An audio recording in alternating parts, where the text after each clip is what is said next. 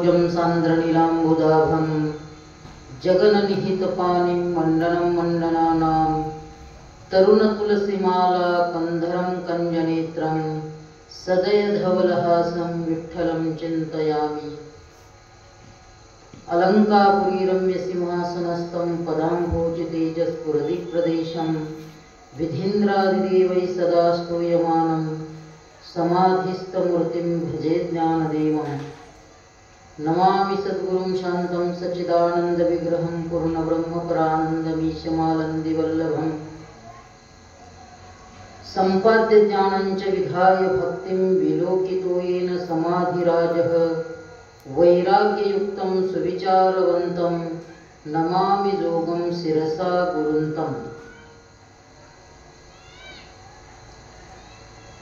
ततः शङ्खाश्चभैर्यश्च पणवानकगोमुखः सहसैवाभ्यहन्यन्त सशब्दस्तुमुलोऽभवत्। आपला हा ज्ञानेश्वरीचा नित्यपाठ, नित्य सोमवारी चालत असणारा पाठ पहिल्या अध्यायाचा 13व्या श्लोकापर्यंत आलेला आहे। 13व्या श्लोकाचं चिंतन चालू आहे पहिल्या अध्यायाचं, आणि पाठीमागचा जो विषय आहे, जे चिंतन आहे, संजय धृतराष्ट्राला सांगतोय की त्या कुरुक्षेत्रावर नेमकं काय चालू आहे, त्या ठिकाणी काय घडलंय हे संजय सांगतो। संजयाने सांगितलं धृतराष्ट्राला की भीष्माचार्य संतुष्ट झालेले आहेत, त्यांनी शंख वाजवला, खूप नाद झाला, अनेक प्रकारचे नाद झाले, आणि तो नाद इतका घुमला या जगतामध्ये, या आकाशामध्ये, गिरिकंदरामध्ये, आणि मोठमोठ्या योद्ध्यांनी शंख वाजले। त्याचप्रमाणे थोडा आवाज कमी करू,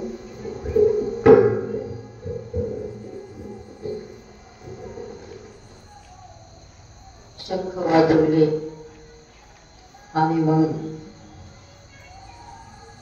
अनेकही प्रकारचे वाद्य वाजवले गेले।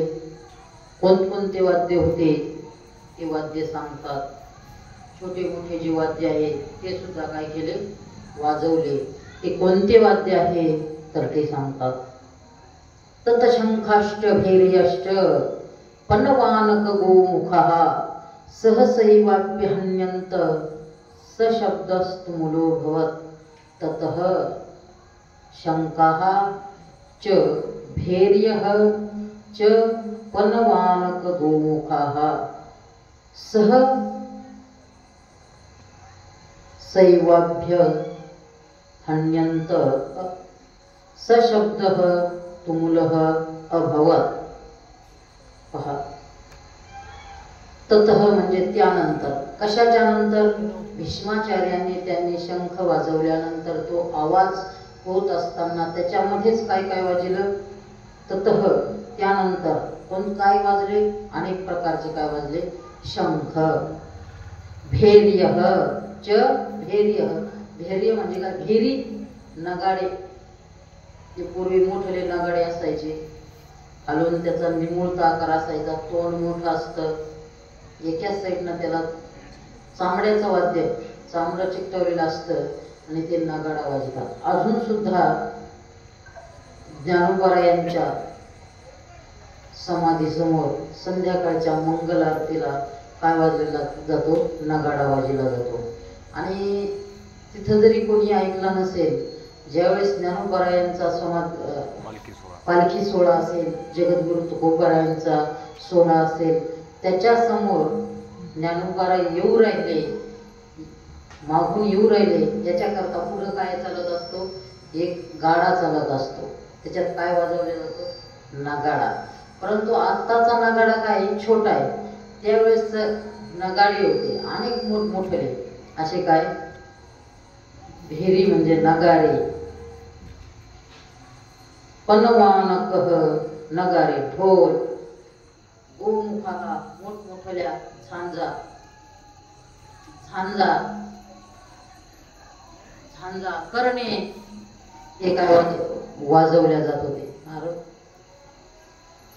झांजा ही वाजवल्या जात होत्या आणि त्या हे सर्व वाजत होते, परंतु कसे एकदम सर्वांनी संगत एकदम वाजवण्यात आले. त्यामुळे काय झालं, सशब्द तुमुलः अभवत्.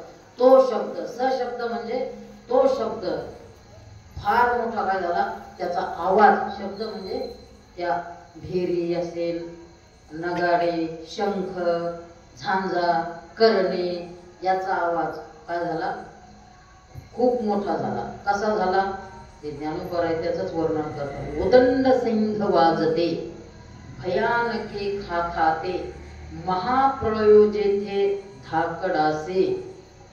नाना प्रकारची वाद्ये, उदंड, उदंड म्हणजे अनेक प्रकारची वाद्ये.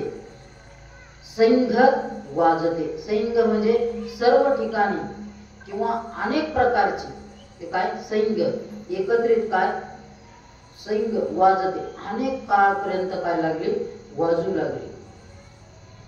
आणि इतकी वाजू लागली की इतकी वाजू लागली ती वाद्ये आणि इतकी भयानक खा खाते.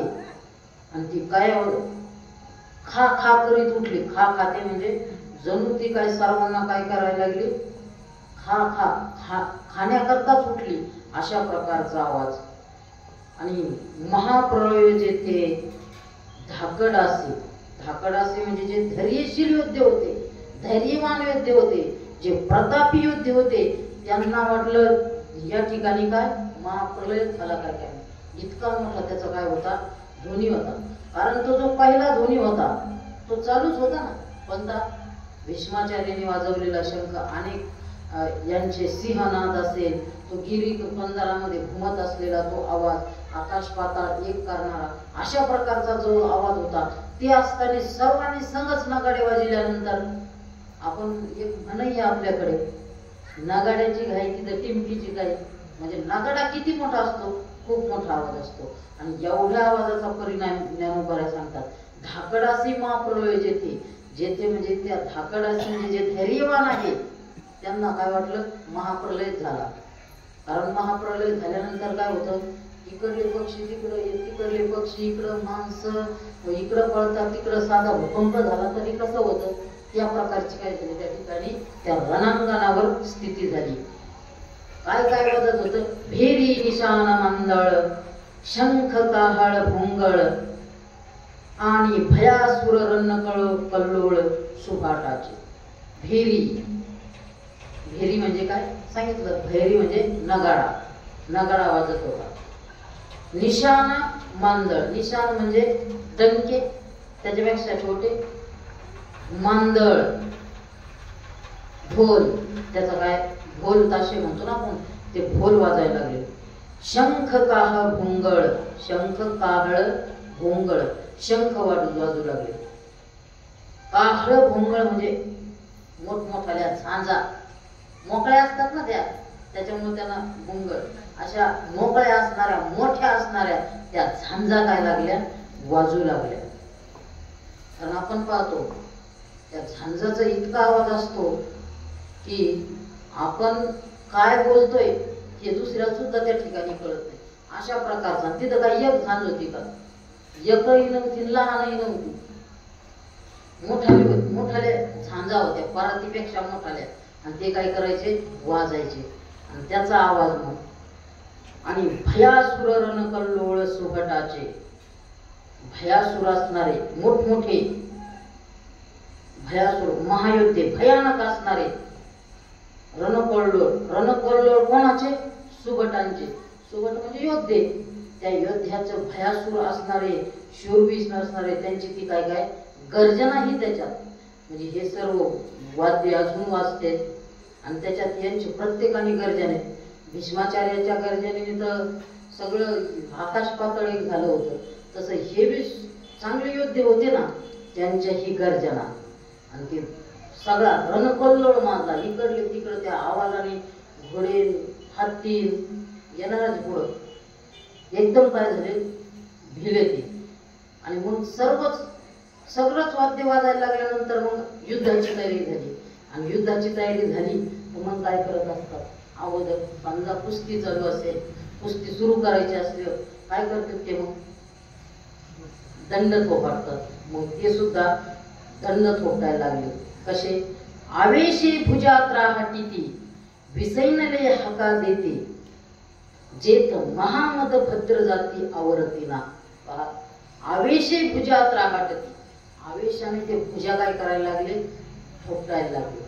आवेशाने म्हणजे एकदम चवताळून, आवेशाने एकदम अंतकरणात एकदम द्वेष धारण करून, द्वेष वीर स्त्री ज्यांच्या अंतकरणात संचरली ना, तसे एखाद्याच्या अंतकरणात वीर संचरली तर ते कोणालाच ऐकत नाही. आशयाने ते काय करायला लागले, भुजा थापटायला लागले, दंड थोपटायला लागले. आणि विसैनले हाका देते. आणि मग दंड ठोकून गपचीप बसले का? नाही नाही, काय म्हणतात, हाय का कोणी जोडीदार? कशाने? एकदम चवताळून द्वेषाने काय युद्धाकरिता काय करायला लागले, एकमेकाला हाका मारायला लागले. या माझ्या बरोबर तुम्ही काय करा, आता युद्ध करा, असे काय करायला लागले, हाका मारले. जेत महामद भद्र जाती आवर्तीना. आणि त्या ठिकाणी महामद म्हणजे उन्मत्त झालेल्या, भद्र जाती म्हणजे हत्ती, मदोन्मत्त झालेले हत्ती सुद्धा काय झाले, उन्मत्त झाले. आणि ते काय व्हायना आता आवरतीना, या अंकुशाने ते सुद्धा काय व्हायना, आवराना. कशामुळे झालं हे सगळं? आवाजाने, वेरी, शंकर आदी अनेक प्रकारच्या वाद्याने ते हत्ती सुद्धा उन्मत्त झाले. आणि हत्ती का झाला, एकदा उन्मत्त झाला आणि एक हत्ती नाही, भद्र जाती, भद्र म्हणजे हत्ती त्याच्या सगळ्या जाती, तिथं असणारे अनेक हत्ती त्या ठिकाणी काय झाले, आवराना. त्या माहुताला आवराना, सैनिकाला ते काय आहे व्हायना, हत्ती आवराना. 10-15 वर्षापूर्वी गोपाळपूरला काल्याला जात होते हत्ती, गजानन महाराजांचा सोहळा, आणि त्यांच्या सोहळ्यात काय होता, हत्ती होता. तो बिथारला ना, उन्मत्त झाला. कितीतरी लोक काय झाले त्याच्यामध्ये मृत्युमुखी पडली होती, कितीतरी चिरडले होते. किती हत्ती होता? एक हत्ती होता. कारण एक हत्ती उन्मत्त झाला, तो पळायला लागला, शेजारी पाजारी बी पळायला लागले. मग लोक पाहतात काय, पुढं कोणी त्याला तुडून पुढं, हत्तीने कमी तुडले, माणसानीच माणसं ज्यादा तुडले. तसं तिथं ते हत्ती काय झाले, ते आवरेनासे झाले, आवर्तीना. आणि ते सोयी होऊन ते काय लागले, पळायला लागले. आणि ते आवरणं काय झालं, अशक्य झालं. मग त्या आवाजाने अशी स्थिती झाली. मग भित्र्या माणसाचं काय झालं असेल तिथं, ज्ञानोबाराय म्हणतात, ज्ञानोबाराय सांगतात त्याला, ते तर फेडाची कवन मातू काचया पेर केर फिटतू जेने दचकला कृतांतू अंगणे घे. जेथ फेडाची कवन मातू, भेड म्हणजे भित्रा, त्याची काय गोष्ट सांगायची त्या ठिकाणी, अगोदरच भित्रा, अगोदरच भित्रा. आणि ते आवाज त्याच्या कानावर आला, हत्तीचा आवाज, घड्याच्या किंचाळ्या, शूरवीरांच्या किंचाळ्या, शंखाचा नाद, त्याची गोष्टच काय सांगायची. ते तो गेला, सांगूच नका तुम्ही, म्हणजे इथं राहिलाच नाही, जीव सोडून काय मग काचया केर फिटतू. आणि जे कच्च्या अंतकरणाचे आहे, काचया केर फिटतू, तिथे केरासारखी कुठल्याची कुठं गेली निघून, तिचा आजपर्यंत तपास नाही ना बरा. काचया केर फिटतू, जे कच्चे आहेत त्यांची काय माते, तिथं कुठं दूर गेली सांगता येत नाही. आणि जेने दचकला कृतांतू अंगणे घे. आणि ह्या महानादाने, कृतांतू म्हणजे यम देखील काय झाला, दचकला. आणि दचकून काय झालं, तो शरीर सुद्धा धारण करीना. कोण? यम. असा पडायला लागला शरीर, पाय सुद्धा धरीना. काय करेना तो, पाय सुद्धा धरीना. यम. अशा प्रकारची स्थिती झाली.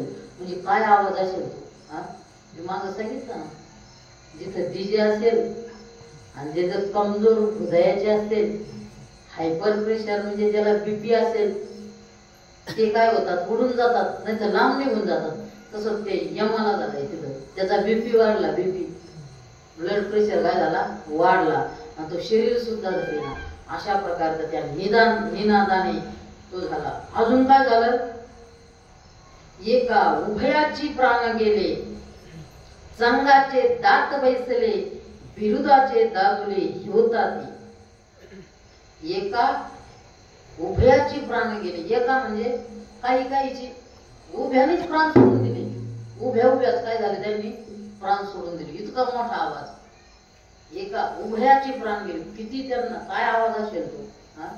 एखादा स्फोट झाला, काही झाला, 1-1.5 किलोमीटर स्फोट होतो, त्याचा जरा बॉम्ब स्फोट झाला, त्याचा जरा आवाज आला ना, सगळे लोक बाहेर येतात. आणि काही काही त्या आवाजानेच काय होते, चालत असताना रस्त्यानेच काय करते, पडत आहेत. का? एका उभयाची प्राण गेले. उभ्या उभ्याच काही नाही काय सोडले, प्राण सोडले. सांगाचे दात बैसले. सांगाचे म्हणजे जे मी करणार आहे ना, मी खूप मोठा योद्धा, अशाची काय झाली, दात खिळ बसली. जणूकारा म्हणतात. काय बसली? दात खिळ बसली का? मग काय ते उपाय असतातच, पण तिथं काहीच उपाय नाही. आता नको प्रवचनात आणायला कांदा येतात,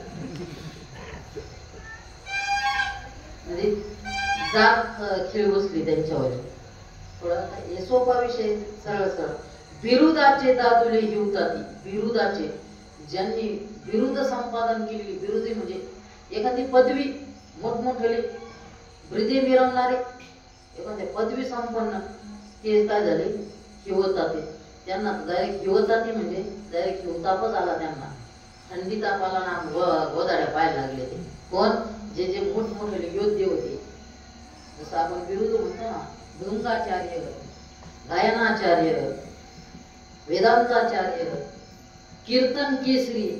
पुढं खेळायला जातो काय केसरी. कीर्तन केसरी म्हणजे काय? केसरी पदवी कशात आहे? जे खेळतात ना, काय कुस्ती खेळते, त्यांच्यात काय केसरी पदवी. कीर्तनात काय खेळतात? आम्ही कोणतं युद्ध खेळतात? कीर्तन केसरी. विनोदाचार्य, बाल कीर्तनाचार्य, गायनाचार्य, तसे बिरुदे, तसे मिरवणारे, त्यांना तर काय आला? ज्ञानोबा म्हणतात थंडगार पडले, थंडी ताप आला. असा जो कल्लोळ होता, ऐसा अद्भुत तुरबंबाळू, ऐकोनी ब्रह्मा व्यापाळू, देव म्हणती प्रलय काळू, ओढवला आजी. पहा, असा अद्भुत म्हणजे चमत्कारिक तुरबंबाळू, तो नाद, असा चमत्कारिक मोठा नाद ऐकून तुमच्या आमच्यासारखे द्या सोडून. कोण? ऐकोनी ब्रह्मा व्यापाळू. ब्रह्मा ऐकोनी व्याकुळ. ब्रह्मदेव सुद्धा ऐकून काय झाला? त्याचं चिंतेत पडला, व्याकुळ झाला. नेमका आवाज कशाचा आहे? चिंता करू राहिला. हे तर आपल्या सृष्टीत आहे का नाहीये? कारण सृष्टी निर्माण करता कोण आहे? ब्रह्मदेव. ते म्हणे एवढा आवाज कसा? मी तर हा निर्माण केला नाही, मला न कळता अशी चिंता करू लागला. कोण? ब्रह्मदेव सुद्धा. ब्रह्म नाही करता, ब्रह्मदेव. आणि देव म्हणती प्रलय काळू ओढवला आजी. आणि ब्रह्मदेवाला असं झालं, हे देवाधिक म्हणजे इंद्र, चंद्र, महेंद्र, वरुण, अग्नी, बृहस्पती, हे सगळे देव म्हणते. देव म्हणते प्रलय काळू ओढ आली. आजच काय झालंय? आमच्यावर प्रलय काळ ओढवला, अशा प्रकारची स्थिती झाली. कशाने? या निनादाने, या आवाजाने. कारण तो आवाज पसरतच गेलेला ना. कारण आवाज जो असतो, ध्वनी जो असतो, हा जो ध्वनी झालेला आहे, हा ध्वनी असा पसरत विरत जात असतो. म्हणजे आपला कुठपर्यंत जातो? या माईकाच्या माध्यमातून तिथपर्यंत जातो. परंतु तिथं संपतो का तो? तसाच पुढं जात राहतो. श्रवण नाही होत, तो श्रुत नाही होत, परंतु तो राहतो. परंतु तो ध्वनी जिथं जाईल तिथं काय होता? तो श्रुत होतो. म्हणजे देवाला सुद्धा तो ध्वनी असा वाटला की आज प्रलय काल झालेला आहे. कुरुक्षेत्रावर झालेला ध्वनी इंद्रादिक देवाला सुद्धा असं वाटलं की आज प्रलय काल आला. कारण प्रलय काळच्या वेळी सुद्धा सोसाट्याचा वारा, आवाज, इकडला समुद्र, तिकडला लाटाचा एवढा आवाज येत असतो, तर ते समुद्र एक झाल्यावर किती आवाज होईल? तशा प्रकारचा आवाज झाला. आणि ते देव म्हणते आज आपल्याकरता आज काय झालाय? आज जणू काय प्रलय काळच येऊन आपल्यावर ठेवलेला आहे. अशा या आवाजाचं वर्णन करत असतानाच हे कोण सांगत माहिती का? कोण कोणास म्हणते? हे ध्यानात ठेवा. कोण कोणास म्हणते? संजय धृतराष्ट्राला सांगतो. संजय धृतराष्ट्राला सांगतोय. हे सांगतच असताना हे सांगितलं आता कोणाचं, कौरवाच्या वर्णन असं सांगत असतानाच पुढच्या श्लोकामध्ये लगेच कोणाचं वर्णन करायला लागलं, अर्जुनाचं, भगवान परमात्म्याचं. त्या भगवान परमात्म्याच्या घोड्याचं, भगवान परमात्म्याच्या घोड्याचं नाही, घोडे ज्या रथाला आहे त्या रथाचं सुद्धा काय करायला लागला, वर्णन करू लागला. आतापर्यंत यांच्या घोड्याचं वर्णन केलं नाही, रथाचंही वर्णन केलं नाही. परंतु संजय कोणाच्या पक्षातला होता, दुर्योधनाच्या पक्षातला होता ना. जरीही नव्हता तरी त्याचा सारथी होता, कोणाचा, धृतराष्ट्राचा. आणि त्याला दिव्य दृष्टी दिली होती, तो हस्तिनापुरात सांगत होता. परंतु भीष्माचार्याच्या घोड्याचं वर्णन केलं नाही, रथाचं वर्णन केलं नाही, द्रोणाचार्याचं केलं, घोड्याचं वर्णन केलं नाही, त्याच्या रथाचंही वर्णन केलं नाही, दुर्योधनाच्याही रथाचं वर्णन केलं नाही. आणि वर्णन कोणाचं करू, घोड्याचं रथाचं करू राहिला, अर्जुनाच्या, भगवान परमात्म्याच्या. ततश्वेतैर्हयैर्युक्ते महती स्यंदने स्थितौ माधवः पांडवश्चैव दिव्यौ शंखौ प्रदत्मतुः. ततः त्यानंतर, हे आवाज झाल्यानंतर, ततर शब्दाचं काय, ततः म्हणजे त्यानंतर, श्वेतैहि हयैहि युक्ते, श्वेतैहि, श्वेतैहि म्हणजे पांढरे घोडे असणारे, हयई म्हणजे घोडे, ज्याच्या रथाला काय आहे, पांढरे घोडे आहे असे. महती स्यंदने स्थितो, महती म्हणजे मोठ्या, महान अशा, स्यंदने म्हणजे रथावर स्थित असणारे, कोण, माधवः च पांडवः. माधव म्हणजे कोण, स्वतः भगवान परमात्मा, आणि पांडव म्हणजे पंडुपुत्र अर्जुन, पांडव म्हटलं त्याला. असे स्थित असणारे काय करते झाले, दिव्य शंख प्रदत्मतुः. शंखाचं विशेषण काय आहे, दिव्य आहे. तिथं त्यांचं सांगत असताना दिव्य नाही, काहीच नाही. आणि इथं काय म्हटलं संजय, दिव्य शंख काय केला, त्यांनी वाजवला. माधवानी आणि पांडवांनी दिव्य अशा प्रकारचे काय केले, शंख प्रदत्मतुः, काय झाले ते, वाजविते झाले. वाजवितात. घोड्याचं वर्णन केलं, ते घोडे कसे होते, पांढरे होते. रथ कसा होता, मोठा होता. 2 जणांनी शंख वाजवले, माधवानी आणि पांडवानी, भगवान श्रीकृष्णाने आणि अर्जुनाने शंख वाजवला. कसे वाजवले, या आपल्यासारखे नाही, दिव्य असणारा काय केला, शंख वाजवला. दिव्य शंख, अद्भुत असणारा शंख काय केला, त्यांनी वाजवला. ऐसी स्वर्गी मातू देखून तो अकांतू तव पांडव दळा आतू वर्तले काही. ऐसी स्वर्गी मातू, हे असं पाहून, गोष्ट स्वर्गातली गोष्ट, मात म्हणजे काय, तो अकांत पाहून. कोणता अकांत पाहून, आता ही ओवी समजा, ही ओवी आणि मागच्या ओवीचा सुद्धा संबंध आहे. जरी ही श्लोक नाही घेतला तरी ही ज्ञानेश्वरीचा अर्थ लागला. कारण ज्ञानेश्वरी अशी मोकळी ती फुले, ग्रथिली सकळी, म्हणजे एखादी फुलं जर असेल, कशाची, मोगऱ्याची फुलं असेल, मोकळी जरी असेल तरी तिचा सुगंध येणार. आणि ती हार जरी गुंफलेली जरी असेल तरी ही सुगंध येणार. तसं या ठिकाणी गीतेचा श्लोक घेतलाही तरीही अर्थ लागतो, नाही घेतला तरी मागच्या ओवीचा अर्थ लागतो. ऐसी स्वर्गी मातू, कैसी स्वर्गी मातू, जैसा अद्भुत तुरंबंबाळू ऐकूनी ब्रह्मा व्यापाळू. स्वर्गात सुद्धा तो ब्रह्म काय झाला, व्याकुळ झाला. स्वर्गात इंद्र देवाधिक सुद्धा काय झालं, त्या प्रलय काळाने असं वाटलं की आजच आपल्याला प्रलय काय ओढलेला आहे. ऐसी स्वर्गी मातू देखून तो अकांतो, देखून, ते देखून काय झाले, ते अकांत झाले. काय झाले, अकांत. अकांत पाहून त्या स्वर्गातले लोक सुद्धा गोष्ट सुरू झाली. मग काय सांगा, ऐशी स्वर्गी मात, काय झालं, तो पांडव दळ्या आतू वर्तले काही. इतक्यात काय घडलं, त्या पांडव दळात म्हणजे पांडवाच्या सैन्यात काय घडलं ते काय करतात म्हणतात ऐका.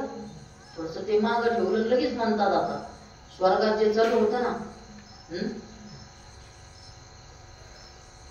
तेच स्वर्गात एवढं भयानक चालू, प्रलय ओढवला, आकांत झाला, एवढ्यात ते पांडव दळामध्ये काय होतंय ते काय करतात आता सांगतात. काय झालं ते म्हणतात, हो का निज सार विजयाचे, की ते भंडार महातेजात तेजाचे, जेथ गरुडाची जावळीचे कातले चाले. हो का निजसार विजयाचे, हात हे जे आहे ना विजयाचं निजसार आहे, बल आहे. म्हणजे हे वर्णन कशाचं आहे, त्या रथाचं. तो रथ कसा आहे, स्वाभाविक तो काय आहे, विजयाचं बल आहे त्या रथामध्ये. हो का सार विजयाचे, जो की ते भंडार महातेजाचे, महातेजाचं ते रथ काय आहे, भांडार आहे. तेजाचं भांडार काय आहे, रथ. कारण तो रथच तेजापासून प्राप्त झालेला आहे. सांगू का काका? शॉर्टकट स्वीट सांगतो थोडक्यात. ज्यावेळेस खांडवन अग्नीने काय केलं, जाळलं. त्यावेळेस खांडवन जाळल्यानंतर, इंद्रप्रस्थ जाळल्यानंतर अर्जुन क्रोधित झाला. अर्जुन काय झाला, क्रोधित झाला. भगवंतालाही कळालं की खांडवन जाळलं अग्नीने. मग जाळल्यानंतर अर्जुन क्रोधित झाला म्हणून तो अग्नी कोणाकडे आला, अर्जुनाकडे आला. मग ती कथा सांगत नाही, त्या 2-3 कथा आहेत.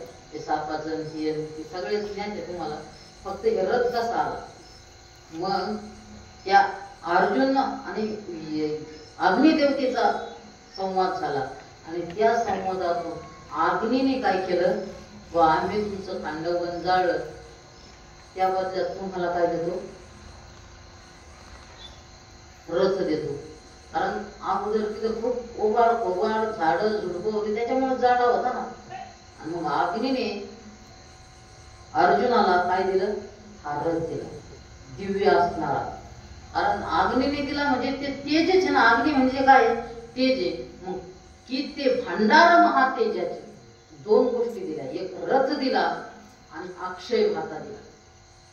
अग्नीने भाता म्हणजे बाण ठेवण्याचा, कितीही बाण काढू द्या त्याच्यातून अक्षय, त्याच एका बाणाचा क्षय होत नाही म्हणजे नष्ट होत नाही, अशा प्रकारचा भाता आणि दिव्य अशा प्रकारचा रथ. म्हणून की ते भंडार महातेजाचे, हो का निजसार विजयाचे. आणि विजय त्या रथावर बसल्यानंतर निश्चित काय आहे, विजय आहे. अशा प्रकारचं तो काय आहे, रथ आहे. जेथ गरुडाची जावळीचे कातलेचे आहे. आणि गरुडच्या जावळीचे, जेथ जावळीचे म्हणजे बरोबरीचे, गरुडाच्या बरोबरीचे काय आहे, गरुडाच्या वेगाची बरोबरी करणारे, गरुडाच्या वेगाची बरोबरी करणारे 4ही कातले. हे 4 म्हणजे काय, 4 घोडे. कातले म्हणजे काय, झुंपले. म्हणजे ते घोडे कसे होते, एक तर पांढरे होते आणि ते साधारण नव्हते. ते गरुडाच्या वेगाची बरोबरी करणारे अशा प्रकारचे असणारे ते 4 घोडे कातले म्हणजे पुढे झुंपले, त्या रथाला झुंपले.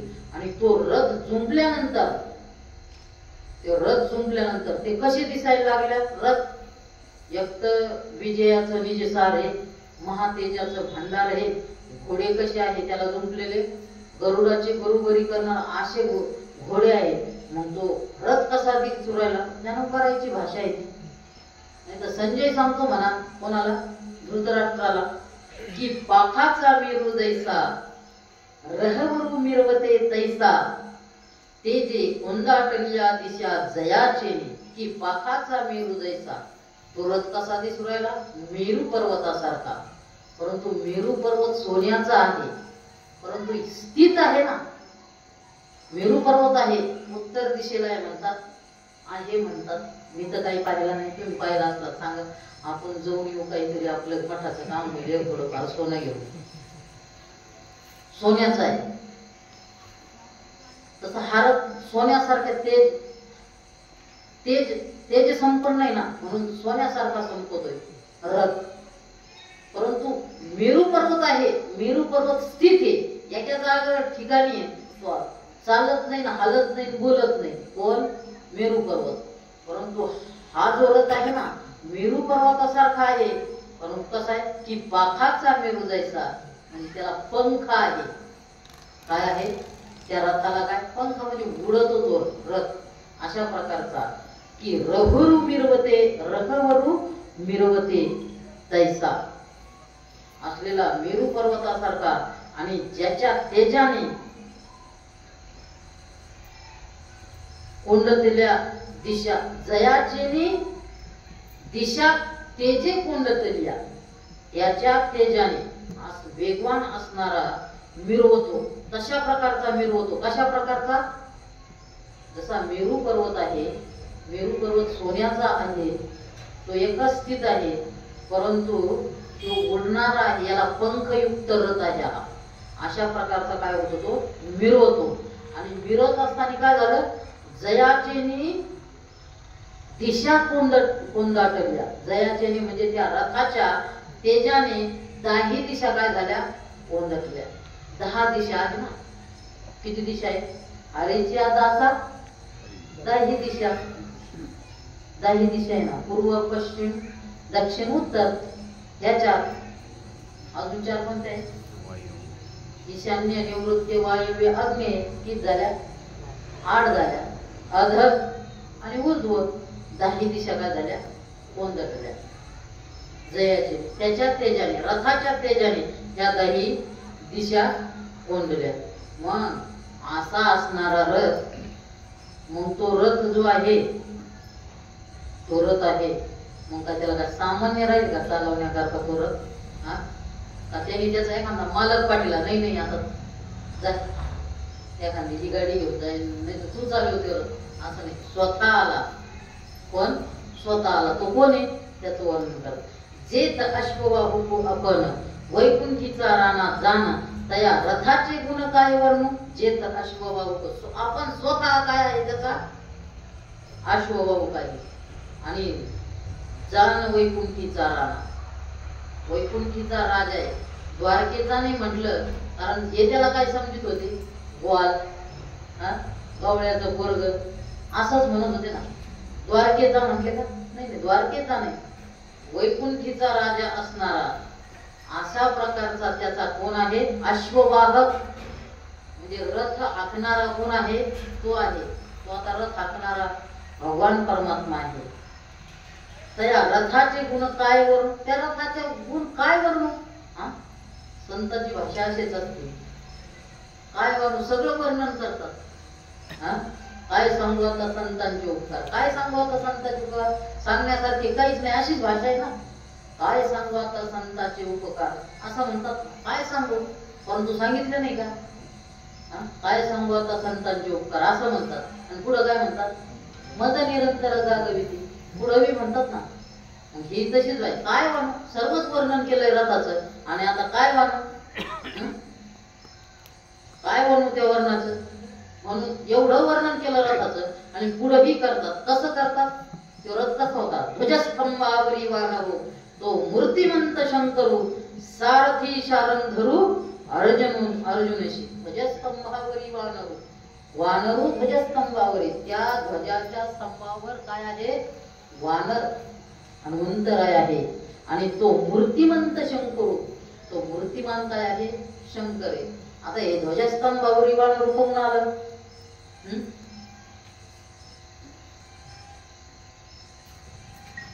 ध्वजस्तंभावरी वानरू, त्याची एक कथा आहे. एकदा काय झालं, 5 पांडव होते आणि एक पत्नी होती. कोण? द्रौपदी.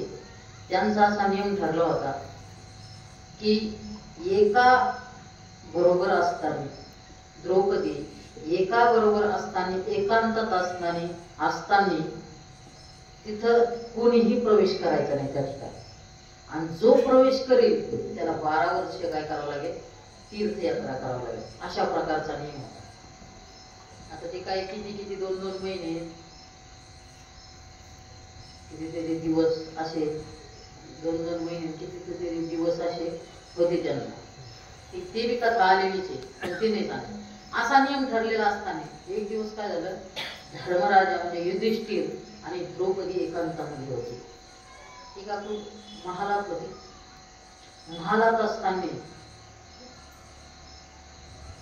एका ब्राह्मणाच्या गाई एका चोराने काय केल्या, पळवून चालल्या. आणि मग पळवून चालल्यानंतर गाई,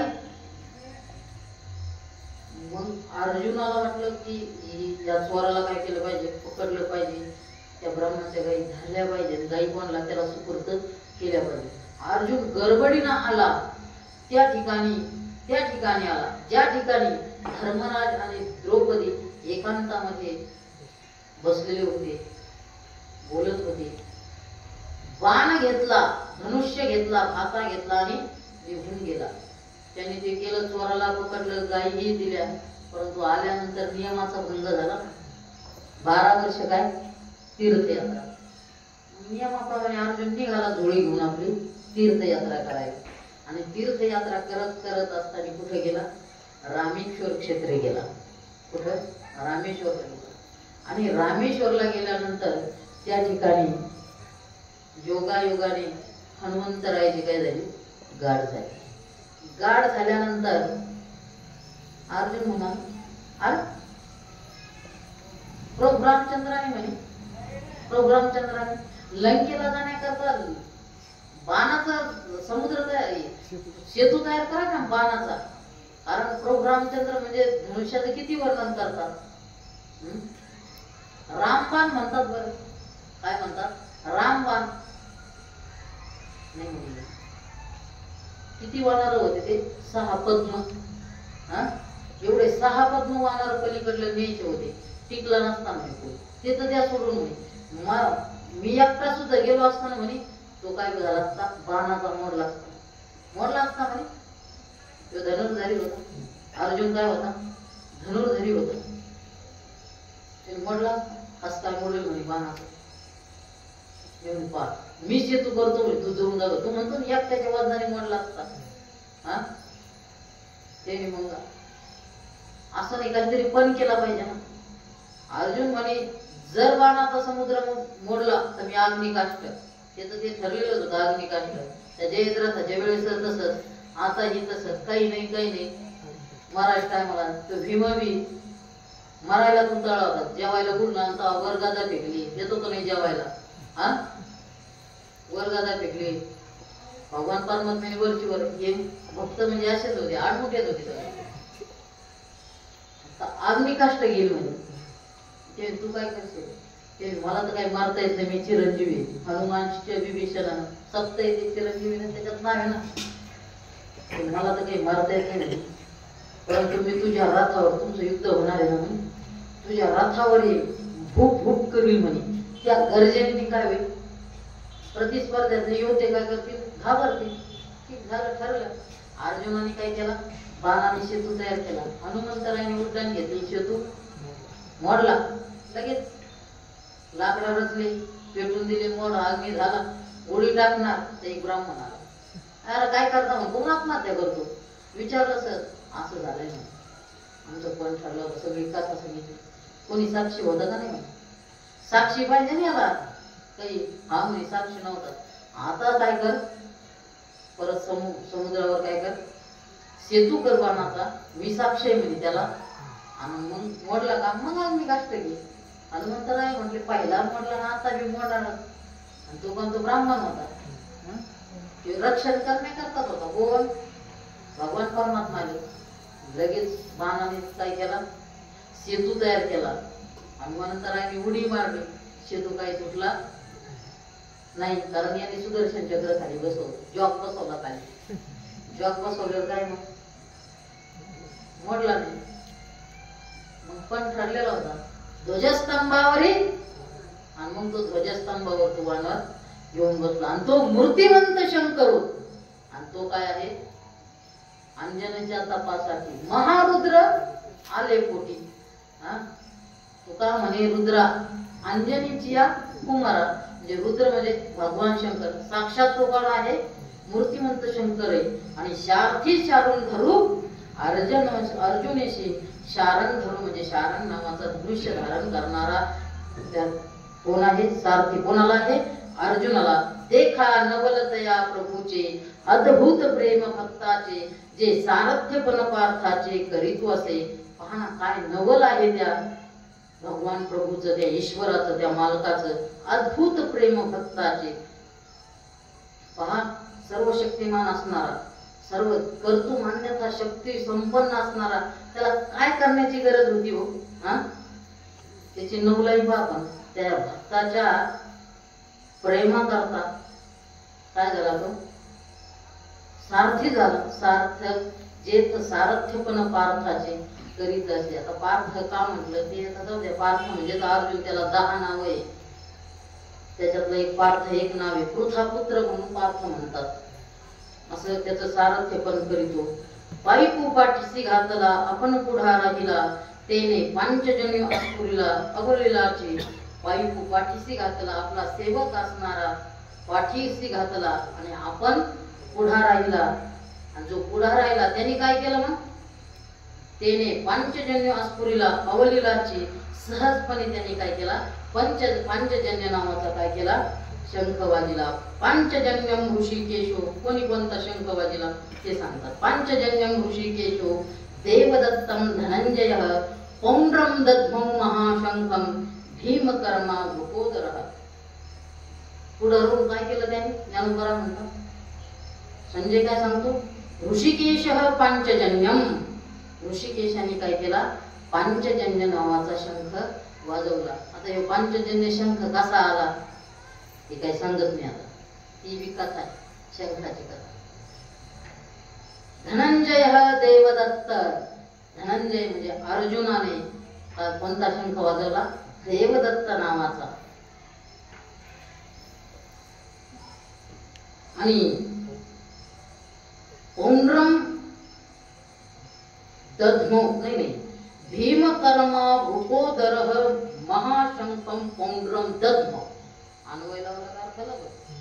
मग पौंड्र नावाचा, पौंड्रम, पौंड्र म्हणजे पौंड्र नावाचा शंख कोणी वाजवला? पहा, भीमकर्मा. भीमकर्मा म्हणजे अपाट कर्म करणारा, आचाट कर्म करणारा. म्हणजे भीमकर्मा त्याला म्हणतात की अशा प्रकारचं कर्म करायचा तो की असं कल्पना बी नसली पाहिजे की असं त्याच्या हातून होईल. चालता चालता काय करायचं माहितीये का? चालता चालता झाड उपटायचा आणि फेकून द्यायचं. भीमकर्म असे हे आपण झाड उपटीत असे नाही का? कांदे उपटीतो इकडे लावित असे नाही. ते बी झाडाचे ना. तुम्ही म्हणता काय सोपं आहे, आम्ही दिवसभर तेच करतोय आता. शेतीची शेत लावतो ते नाही. भरगतके पेड म्हणजे मोठमोठे वडाचे, अश्वत्थ, पिंपळाचे मोठमोठे असे झाड घ्यायचं आणि उपटायचं. त्याला काय? भीमकर्म. असा भीमकर्म असणारा वृकोदरः वृकः उदरः वृकः यस्य वृकः उदरः, ज्याचं पोट काय आहे? मोठं आहे. अशा प्रकारचा महाशंख, पौंड्र नावाचा महाशंख, मोठा शंख कोणी वाजवला? भीमाने वाजवला. दध्मो. कोणी कोणी कोणता कोणता वाजवला?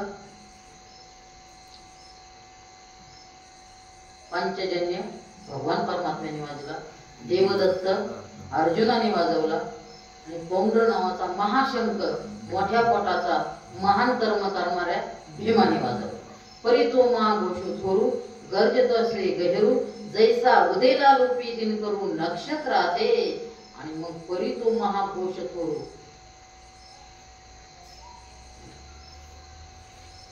त्या परंतु महाघोष झाला. परंतु तो महाघोष थोरू कोणता? पांचजन्य नावाच्या शंखाचा, देवदत्त नावाच्या शंखाचा, पौंड्र नावाच्या शंखाचा तो निनाद कसा झाला? महाघोष थोरू असा गंभीर प्रकारचा झाला आणि घुमत राहिला. गर्जित असे गहिरू. गहिरू म्हणजे घुमत घुमत. आणि जसा हृदयाला असे जैसा उदयला लोपी दिन करू. पहा, जैसा उदयला लोपी दिन करू. जसा उदयला आलेला सूर्य आहे ना, लोपून गेला. उदयला आलेला सूर्य काय झाला, लोपून गेला, अशा प्रकारचं झालं. आणि काय झालं, नाही, जैसा उदयला लोपी आणि जैसा लोपी दिन करू नक्षत्राचे.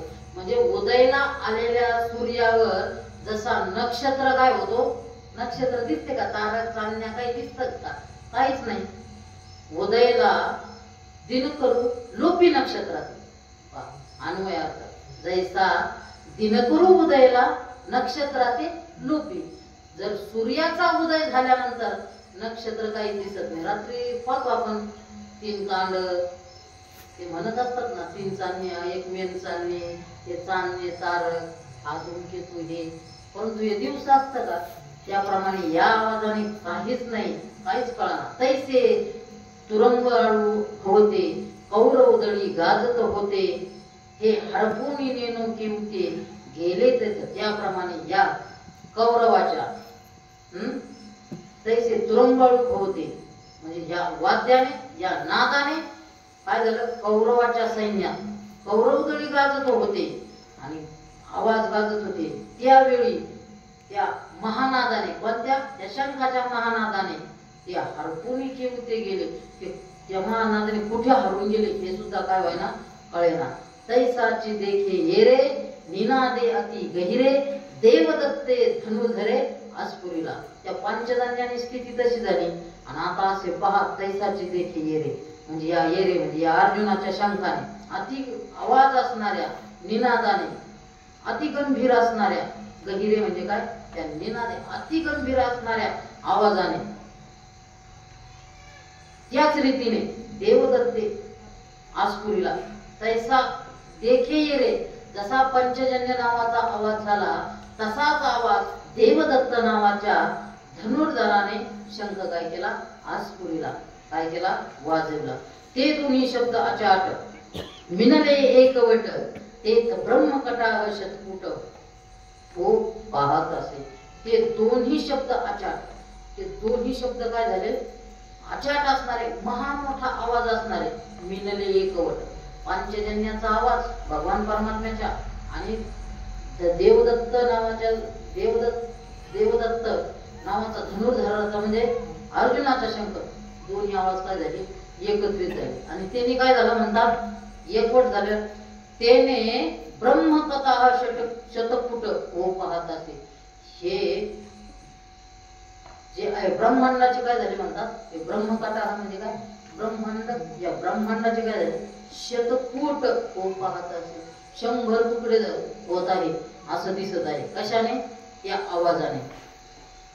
तुकडे झाले नाही, होत आहे असं दिसतंय, पाहत आहे.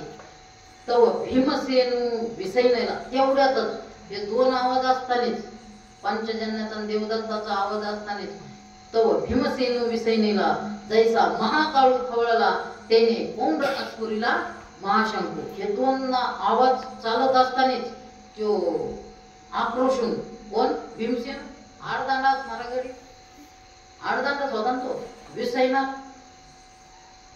वीरश्री संचारलेला, चौताळलेला. विसैनेला शब्दाचा अर्थ चौताळलेला, वीरश्री संचार झालेला तो भीम उठला. जैसा महाकाळू खवळला, तो चौताळला ना, असं वाटलं का महाकाळच झाला, महाकाळ खवळलेला आहे.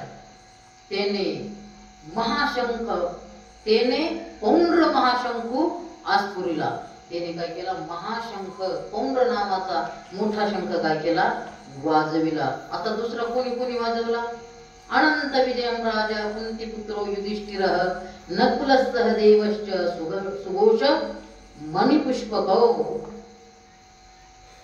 अनंत विजयम राजा कुंतीपुत्र युधिष्ठिरः. आता या ठिकाणी पहा, राजा युधिष्ठिराने कुंतीपुत्र असणारा राजा युधिष्ठिराने कोणता शंख वाजवला, अनंत विजय नावाचा. तो राजा होता का, हा, युवराज पदावर युवराज घोषित केला ते नाही मानत होता दुर्योधन. आणि त्याच्या बापासमोर काय म्हणतो, याला युद्ध व्हायचंय अजून, तरी ही राजाची घोषणा करून टाकली. कोणी? संजयाने. हा ना, ते राजा असणारा, कुंतीचा पुत्र असणारा युधिष्ठिर त्याने काय केला, अनंत विजय नावाचा काय केला, शंख वाजवला. नकुल सुघोष, नकुलाने कोणता वाजवला, सुघोष नावाचा शंख वाजवला. च सहदेव मणिपुष्पक, सहदेवाने कोणता वाजवला, मणिपुष्पक नावाचा शंख वाजवला. मग त्या शंखाने ते आवाज चालू असतानाच शंख वाजवले. हे मणिपुष्पक वाजवला नकुलाने सुघोष नावाचा, आणि सहदेवाने मणिपुष्पक वाजवला. मग तो आवाज असताना ते पांचजन्याचा आवाज भीमाने वाजवला पौंड्र, देवाने वाजवला पांचजन्य, अर्जुनाने वाजवलेला देवदत्त. हे सगळ्या आवाजाने काय झालं, ज्ञानोबा म्हणतात, तो महाप्रलय जलधरू जैसा घडघडीला गहिरू तव अनंत विजय विधिष्ठुरू आस्फुरीला. मग तो महाप्रलय जलधरू, महाप्रलय जलधरू म्हणजे महाप्रलयातील मेघ, जे जल धारण करणारे असतात त्याला काय म्हणतात, मेघ. जलवर धारण करतात त्याला आपण काय म्हणतो, मेघ. परंतु ते मेघ कोणते, महाप्रलय काळातील मेघ. जैसा खडखडीला गहेरू, महाप्रलयातील मेघ जसा काय होतो, गर्जना करतो. असं साधं पाऊस आलं, अवकाळी काळ असेल, किती गर्जना होतात, पावसाचं काय झालं असं होतं का नाही. पण ते महाप्रलयातला आवाज होता. एवढ्याने जागी झाले, झोपले नाही, म्हणजे झोपले नाही, परंतु ते महाप्रलयातला काय झाला, आवाज झाला. जैसा घडघडीला गहेरू तव अनंत विजय युधिष्ठिरू आस्फुरीला. त्यावेळेस अनंत विजय नावाचा शंख युधिष्ठिराने काय केला, वाजवला. नकुळे सुघोषू सहदेवे मणिपुष्पकू जेने नादे अंतकू गजबला ठाके. नकुलाने कोणता वाजवला, सुघोष नावाचा, सहदेवाने मणिपुष्पक, आणि त्याने काय झालं, सगळ्या नादाने जेने नादे अंतकू गजबजला ठाके. त्यांनी त्या नादाने अंतकू म्हणजे कोण, यम देखील काय झाला, गजबजला, चकित झाला. चकित होऊन उभारायला ठाकला, उभारायला काय झालं, हे नेमकं आश्चर्यचकित झाला. आशश्च परमेश्वासस्ति खंडीच महारथः दृष्टदुम्नो विराटश्च सात्विकिश्च पराजितः काशीर परमेश्वासः काश्यः. असा मोठा धनुष्य धारण करणारा काशीराज यांनीही शंख वाजिला. महारथी शिखंडी, महारथाने शिखंडीनी वाजिला. दृष्टदुम्नो विराटश्च, दृष्टदुम्न विराट सात्विकी, अपराजित असणारा सात्विकी, कधीही पराजित न होणारा सात्विकी यांनी सुद्धा वेगवेगळे शंख वाजवले. कोणते कोणते वाजवले, कोणी कोणी वाजवले, द्रुपदो द्रौपदी अष्ट सर्वश पृथ्वीपते सौभद्रश्च महाबाहु शंखान दद्मु पृथक पृथक. द्रुपद राजा द्रुपद, द्रौपदेयाः, द्रौपदेयाः म्हणजे द्रौपदीचे 5 पुत्र. पृथ्वीपते द्रुपद, हे पृथ्वीपते. पृथ्वीपती कोणाला म्हटलं या ठिकाणी माहिती का, धृतराष्ट्राला. कोण, संजय. हे पृथ्वीपती द्रुपदाने द्रौपदीच्या 5 क्रूराने. सौभद्र, सौभद्र कोण, सुभद्रेचा तो सुभद्रा हृदय नंदनू म्हणजे अभिमन्यू. महाबाहू अभिमन्यू, आजान भाऊ होता, महाभाऊ. गुडघ्याच्या खाली येतो, हात येत होते त्याचे, कोणाचे, अभिमन्यू, म्हणून त्याला काय म्हणतात, महाबाहू. त्यांनी काय केलं, सर्वश शंखान पृथक पृथक शंखान दद्मु, वेगवेगळ्या प्रकारचे काय केले, शंख वाजविले. आता कोणती शंख वाजल्यानंतर कोणी कोणी कसे वाजले ते सांगतात. वेळ झाली, घ्यायचं एवढे 5-6 आठवडे घ्या, आहे की नाही. ते तर भूप होते, भूपती होते अनेक. द्रुपद द्रौपदेयाधिक, हा काशीपती देख महाबाहू. वरल्या श्लोकाचा जोड श्लोक आहे. ते तर भूपती होते, आणि भूपती म्हणजे भूमीचे पती म्हणजे मालक आणि पृथ्वीचे भागाभागाचे राजे कोण कोण? द्रुपद द्रौपदेया दिग. द्रुपद होता, द्रौपदीचे 5 पोरं होते. हा महाबाहू काशीपती देख. तिथं कोण होता? काशीपतीही होता, पराक्रमी असणारा, महाबाहू असणारा. तेथ अर्जुनाचा सुत सात्विकी अपराजित दृष्टद्युम्न नृपनाथ शिखंडी हन. तेथ अर्जुनाचा सुत, अर्जुनाचा मुलगा होता, अपराजित असणारा, कधीही न हरणारा, सात्विकी होता. दृष्टद्युम्न नृपनाथ शिखंडी हन. नृपनाथ राजामधला नाथ असणारा कोण? दृष्टद्युम्न होता. आणि त्या दृष्टद्युम्नाचा भाऊ कोण? शिखंडी हन. आता याची लई मोठी कथा आहे शिखंडीची, ती काही सांगत नाही आता, तुम्हाला माहिती आता, वेळ नाही आता. हा शिखंडी होता. परत अजून कोण? विराट आदी नृपवर जे सैनिक मुख्य वीर तिही नाना शंख निरंतर आसुर. विराट आदी नृपवर राजा, विराट आदी नृपवर विराट राजा होता. जे सैनिक मुख्य वीर, सैनिकातील अनेक मुख्य काय होते? वीर होते. तीही नाना शंख निरंतर आज पुरले. तीही त्यांनी अनेक प्रकारचे वेगवेगळे नाना प्रकारचे शंख काय केले? त्यांनी वाजले. मग त्या वाजल्यानंतर काय झालं? तेने महाघोष निर्घाते शेष कुर्म अवचिते गजगजोनी भुभाराती सांडुपाती. त्या महाघोषाने, त्या निनादाने, त्या आवाजाने शेष कुर्म अवचिते. हे शेष कोण? ज्यांनी पृथ्वीला धारण केलेलं आहे. आणि ज्यांनी कुर्मा म्हणजे कासवाने सुद्धा भगवान परमात्म्याच्या कुर्मा अवतार त्यांनी सुद्धा काय केलेलं आहे? पृथ्वीला धारण केलेलं आहे. कशाच्या वेळेस? समुद्र मंथनाच्या वेळेस. ते सुद्धा काय झाले? गजबजले म्हणजे गोंधळून गेले. आणि सोडू पाती भू भाराते. भू म्हणजे जमीन, पृथ्वी सोडायला पाहते, डळमळू लागले. कोण? कुर्मा आणि शेष. आणि सोडून द्यावं काय नाही, पृथ्वी निघून जावं काय असा ते काय करायला लागले? गडबडून गेले. ते तर तिन्ही लोक डळमळीत मेरू मांदळ आदोळीत समुद्र जळ उसळत कैलासविरी. आणि त्या महानादामुळे सारे त्रैलोक्य काय झाले? डळमळू लागले. ते तर तिन्ही लोक डळमळीत त्या महानादाने. कोणता महानाद? सर्वच घ्या आतापर्यंत जेवढा सांगितला या आवाजाने, मोठ्या नादाने तिन्ही लोक काय झाले? डळमळीत झाले. मेरू मांदोळ आदळीत. मेरू आणि मंदार पर्वत, मेरू आणि मंदार असे 2 पर्वत आहे. ती एकमेकावर आदळू पाहतात, झोके घ्यायला लागले.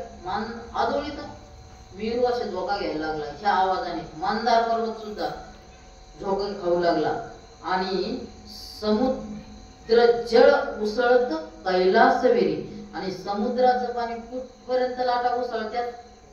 सुनामी नाही, सुनामी आले तर 50 फूट 100 फूट नाही, त्या नादाने समुद्राचं पाणी कुठपर्यंत?